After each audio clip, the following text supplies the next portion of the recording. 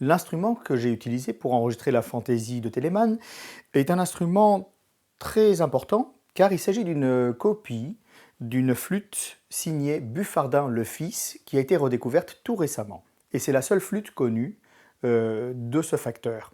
Or, Buffardin était aussi le flûtiste français, le grand flûtiste, la star de l'orchestre de Dresde, ce flûtiste qui était venu s'installer en Allemagne et qui a contribué à faire connaître la flûte traversière en Allemagne. Buffardin le Fils, c'est un mystère aussi. S'agit-il du fils de Pierre-Gabriel Buffardin, le célèbre soliste, ou plus vraisemblablement, c'est en tout cas ma conviction, il s'agirait de Pierre-Gabriel Buffardin lui-même, qui signait le fils, car il était lui-même fils de facteur.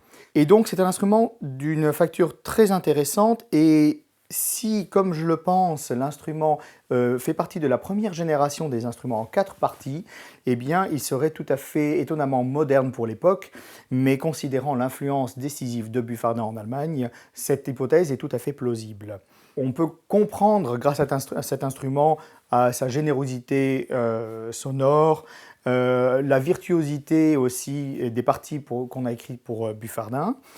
Et voilà, je joue au diapason 400, qui est un diapason aujourd'hui un petit peu oublié, mais qui était très usité au début du XVIIIe siècle, et qui permet d'avoir à la fois les tons graves proches du diapason français, cette chaleur dans le timbre, mais aussi une certaine vélocité dans l'articulation.